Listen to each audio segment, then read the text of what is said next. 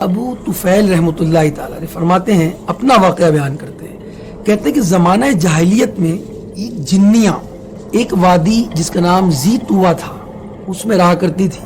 اس کا صرف ایک ہی بیٹا تھا جسے وہ بہت محبت کرتی تھی۔ وہ اپنی قوم کا شریف ترین نوجوان تھا۔ اس کی شادی کر دی گئی۔ جب اس کی شادی کا 7واں دن تھا تو اس نے اپنی ماں سے کہا، اے امی جان، میں دن کے وقت کعبے کا طواف کرنا چاہتا ہوں۔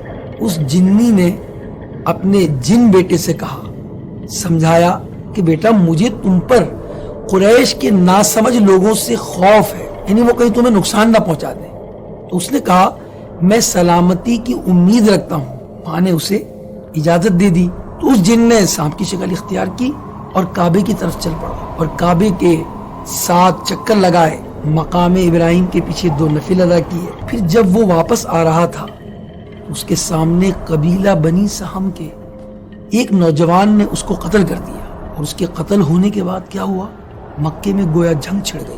ایسا غبار اڑا کہ پہاڑ بھی اب دکھائی نہ دیتے تھے۔ جب صبح ہوئی تو قبیلہ بنو سہم کے بہت سے لوگ اپنے بستروں پر جنوں کے ہاتھوں مرے پڑے تھے، اور اس لڑائی میں 70 جنات بھی مارے گئے۔ اندازہ لگائیے کہ جب جن سے لڑائی ہو جاتی ہے تو کتنا بڑا نقصان ہوتا ہے، اور یہ نقصان مکہ شریف میں ہوا، اور جن وہ سانپ سمجھ کے اسے مار دیا گیا۔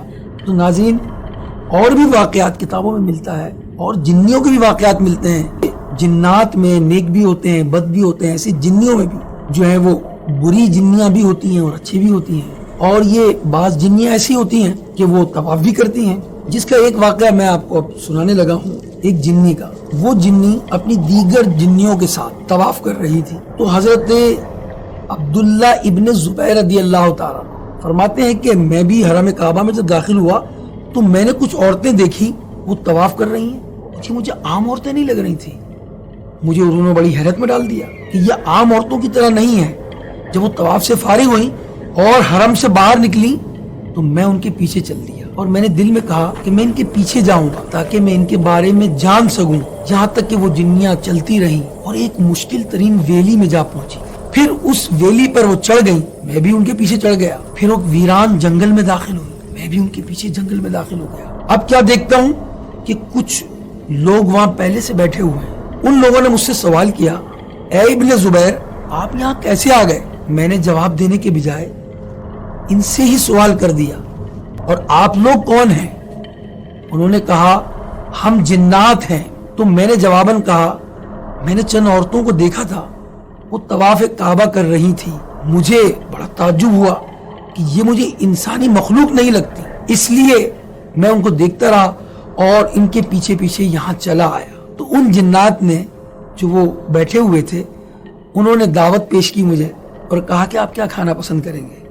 یہ تو بتا دیا کہ یہ عورتیں ہماری ہیں اور یہ جنیاں ہیں اور ہم جنات میں سے ہیں، اور دعوت کیا دی انہوں نے کہ آپ کیا کھانا پسند کریں گے؟ تو میں نے کہا میں پکی ہوئی تازہ کھجوریں کھانا پسند کروں، کیونکہ اس وقت مکہ مکرمہ میں تازہ کھجوروں کا کہیں نام و نشان نہیں تھا۔ ان جنوں نے مجھے تازہ کھجوریں دے دی۔ جب میں کھا چکا تو جو بچ گئی کھجوریں، ان جنات نے مجھے اجازت دی کہ یہ اپنے ساتھ لے جاؤ۔ ابن زبیر رضی اللہ تعالیٰ عنہما فرماتے ہیں کہ میں وہ بچی ہوئی کھجوریں اپنے ساتھ واپس گھر لے آیا۔ دیکھا آپ نے کہ کس طرح یہ جنیاں جو تھیں، جو نیک جنیاں تھیں، انہوں نے طواف خانہ کعبہ کیا، اور پھر اس کے بعد وہ اپنے گھر پہنچی، اور ابن زبیر رضی اللہ تعالی عنہما ان کے پیچھے گئے، اور پھر بہرحال جو ان کی دعوت لے کر واپس لوٹ لے۔